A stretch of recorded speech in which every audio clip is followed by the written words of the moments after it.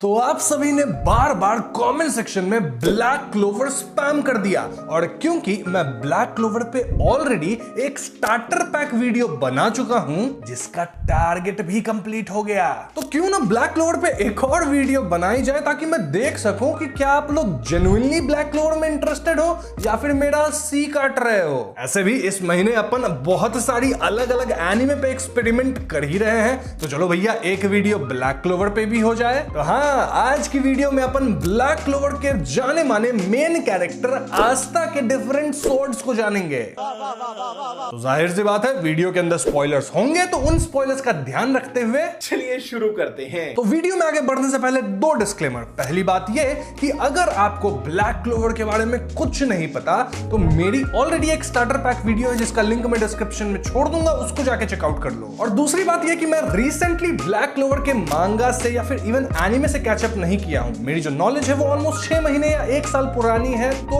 कुछ चीजें अगर चेंज हो गई हो रिसेंटली तो मेरे ऊपर चढ़ मत जाना। तो हम सब जानते हैं कि ब्लैक क्लोवर यूनिवर्स के अंदर हर एक कैरेक्टर के अंदर अलग अलग तरह की मैजिक पावर्स होती हैं, लेकिन अपना मेन कैरेक्टर आस्था मैजिकलेस है। हाँ, ये मैशले जैसी थोड़ी साउंड कर रही है, लेकिन भैया इस कहानी की लेयरिंग मैशले के कंपैरेटिवली बहुत ज्यादा डीप है। अब क्योंकि आस्था मैजिकलेस है और एनिमे के अंदर ढेर सारी लड़ाइयां होती ही रहती हैं, तो आस्था को भी लड़ने के लिए किसी तरह का अस्त्र या शस्त्र तो चाहिए होगा ना। बात तो सही है। हाँ, यहीं पे एंट्री होती है आस्था के स्वॉर्ड्स की, जिनकी मदद से वो अपनी लड़ाई बढ़िया तरीके से लड़ पाता है। And let me tell you कि आस्था के पास बहुत ही अमेजिंग स्वॉर्ड्स हैं, उसी पे तो ये वीडियो है। जैसे कि उसकी पहली स्वॉर्ड है द डीमन स्लेयर स्वॉर्ड, जो कि आस्था योरिची से भाड़े पे लेके आया था। मजाक कर रहा हूं, बस स्वॉर्ड का नाम डीमन स्लेयर है, इसका डीमन स्लेयर एनीमे से कोई वास्ता नहीं है। तो इस स्वॉर्ड की कहानी को जानने के लिए चलिए मैं आपको उस समय पे ले चलता हूं जब आस्था पहली बार अपनी ग्रिमोर सेरेमनी में गया था। और क्योंकि आस्था मैजिकलेस है, उसे कोई ग्रिमोर मिला ही नहीं था। लेकिन जब रेविची नाम का विलेन अपने चेन मैजिक का इस्तेमाल करके यूनो के 4 लीफ क्लोवर को चुराने की कोशिश किया था, तब आस्था रेविची को बिना मैजिक के यानी सिर्फ अपने स्ट्रेंथ की मदद से कन्फ्रंट किया। बट एज एक्सपेक्टेड आस्था हार गया, वो भी इस कदर की आस्था ये तक डाउट करने लग गया कि क्या मैं एम्परर बनने लायक हूं भी या नहीं। बट देन यूनो आस्था को याद दिलाता है कि भैया अपन दोनों राइवल हैं और तुम कोई लूजर नहीं हो। बस फिर क्या था, आस्था ठान लिया कि भैया इस रेविची को अपन जरूर पेलेंगे। And this was the moment जब आस्था को मिलता है एक ग्रिमोर जिसके अंदर एक स्वॉर्ड भी थी। वो भी कोई ऐसा वैसा ग्रिमोर नहीं, बल्कि 5 लीफ वाला ग्रिमोर जो कि लिटरली एंटी मैजिक है। अब इस स्वॉर्ड की मदद से आस्था दूसरे के मैजिक को काट पाता है। कैसे? अपने वेल ट्रेन्ड मसल से, पावर से, विजन से और स्वॉर्ड स्किल से। वैसे जब आस्था को मैग्ना द्वारा टेस्ट किया जाता है आफ्टर ज्वाइनिंग ब्लैक बुल्स, तब आस्था रियलाइज करता है कि वो सिर्फ मैजिक को कट नहीं कर सकता, क्योंकि मैजिक बहुत फास्ट था, रियल क्विक। तो यहाँ आस्था मैग्ना के फायर बॉल को डिफ्लेक्ट करना सीख जाता है। दोस्तों क्या बात कर रहे हैं बाबा? बेसिकली ये तलवार मैजिक को न्यूट्रलाइज करने वाली तलवार है, बट क्योंकि ये तलवार बहुत भारी है तो आस्था के लिए कभी कभी प्रॉब्लम्स हो जाती है स्विंग करने में इसे बहुत तेजी से। स्पेसिफिकली अगर ओपोनेंट फास्ट हो तो भैया आस्था स्पीड मैच नहीं कर पाता। अब इस तलवार की मदद से आस्था कुछ मैजिक स्पेल्स को भी तोड़ा है जो कि मेंटल लेवल के थे। याद है एक बार वो बच्चों को स्नो मैजिक यूजर के स्पेल से आजाद किया था यूजिंग दिस स्वॉर्ड, या फिर एक बार वो माइंड प्रोटेक्शन स्पेल्स तोड़ा था मिडनाइट सन मेंबर्स के ऊपर वाला। अब इस ब्लेड से एंटी मैजिक को एक्सटेंड भी किया जाता है to make it even longer and larger. इसे ब्लैक डिवाइडर कहा गया है, जिसकी मदद से आस्था लॉन्ग रेंज अटैक्स भी कर सकता है। रीसेंट एपिसोड जो कि मैंने कई महीने पहले देखा था, तो उसके अंदर हार्ट किंगडम में आस्था अपने एबिलिटीज को और भी एडवांस कर लिया है, इतना कि वो अपनी डीमन स्लेयर स्वॉर्ड की मदद से उड़ सकता है। जी हाँ, ब्रूम पे तो आस्था उड़ नहीं सकता क्योंकि भैया उसके पास मैजिक है ही नहीं, लेकिन डीमन स्लेयर स्वॉर्ड के एंटी मैजिक को कंट्रोल एंड एक्सटेंड करके आस्था उड़ पाता है। तो क्या ये बर्सर्क के ड्रैगन स्लेयर का रेफरेंस हो गया?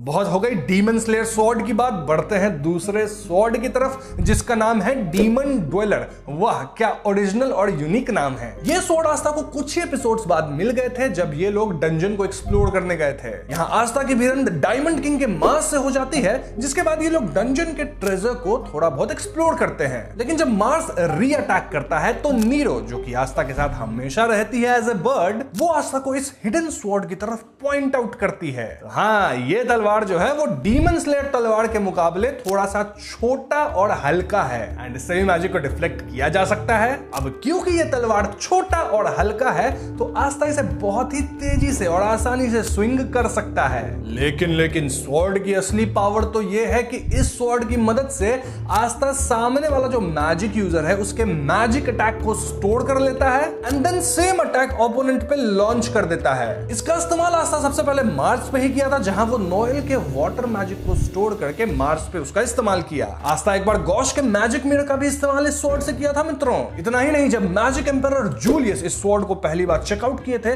तो उन्हें भी ऐसा फील हुआ था कि स्वॉर्ड कहीं ना कहीं उनकी मैजिक पावर को एब्जॉर्ब कर रहा है। इसका मतलब समझे दया, इस स्वॉर्ड को सिर्फ आस्था ही यूज कर सकता है क्योंकि वो मैजिकलेस है। मैजिक वाले यूज किए ना तो उनका सारा मैजिक ये तलवार सोख लेगा।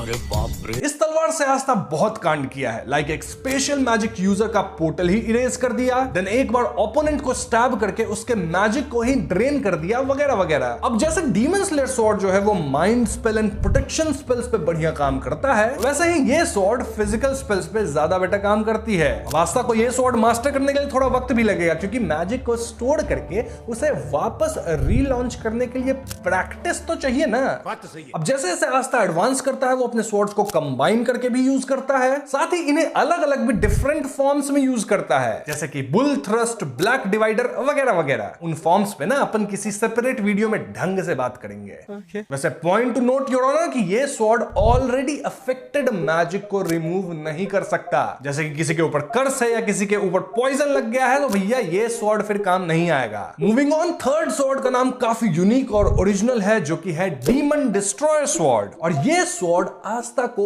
एल्फ क्लैन के फाइनल बैटल के दौरान मिला था। अब इससे पहले मैं आपको डीमन डिस्ट्रॉयर स्वॉर्ड के बारे में बताऊं, मिलिए आज के वीडियो के स्पॉन्सर से जो कि है कोई नहीं। जी हाँ, कोई नहीं स्पॉन्सर कर रहा है हमें। क्या मतलब? अभी शॉर्ट्स में जियो सिनेमा ने स्पॉन्सर किया था, मतलब शॉर्ट्स में किया, लॉन्ग वीडियो में नहीं किया। लॉन्ग वीडियो के स्पॉन्सर तो आप ही लोग हो, इसीलिए वीडियो पे 20 के लाइक्स कर दो, 2 के कमेंट्स कर दो भैया, तभी तो ब्लैक क्लोवर पे और भी वीडियोस लेकर आऊंगा जल्दी जल्दी। वैसे इन सब के बीच में भूल गया आपको कुछ मैं इंपॉर्टेंट इन्फो देने वाला था।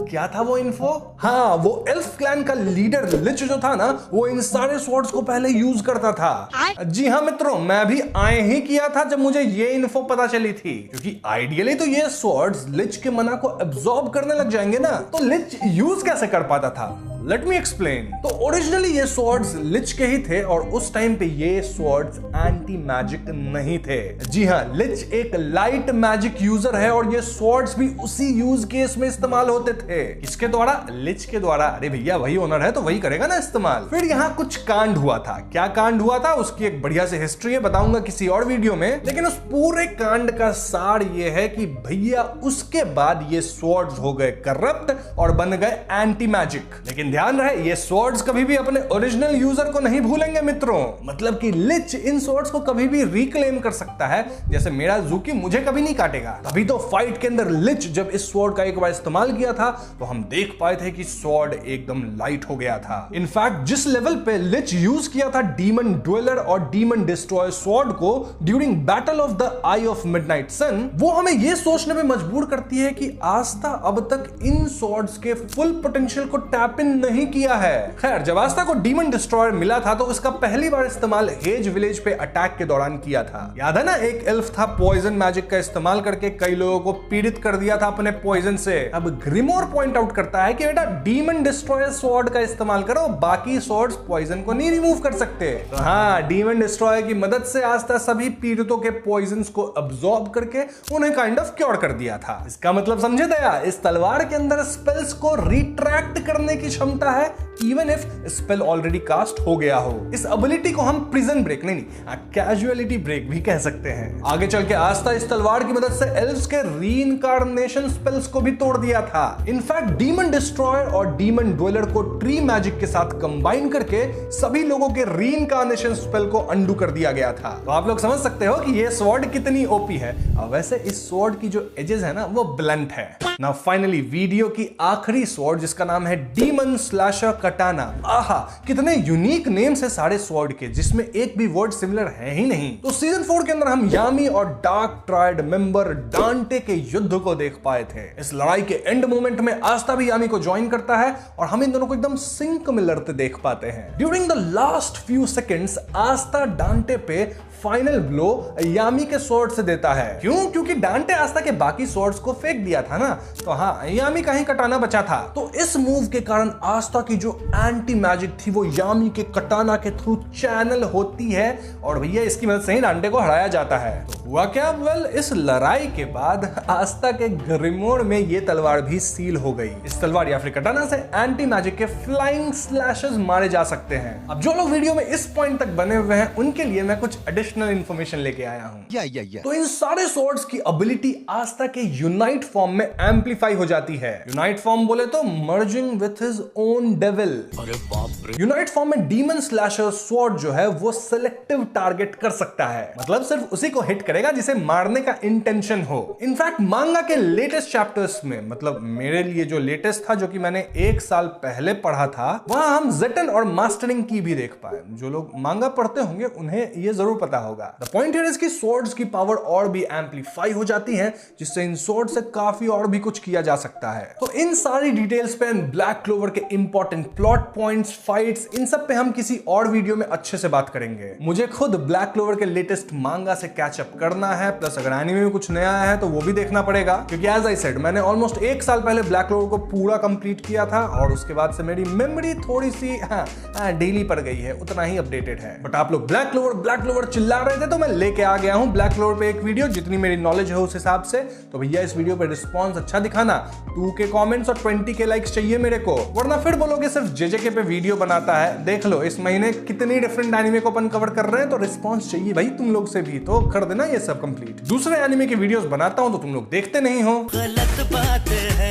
एनीवेज, आज की वीडियो में बस इतना ही। उम्मीद करता हूं आपको ये वीडियो इन्फॉर्मेटिव लगी होगी, आपको वीडियो देखने में मजा आया होगा। ऐसा है तो वीडियो को लाइक और शेयर करें, साथ ही चैनल पे नए हैं तो हमें सब्सक्राइब भी कीजिएगा। I will see you guys in the next one. Peace out.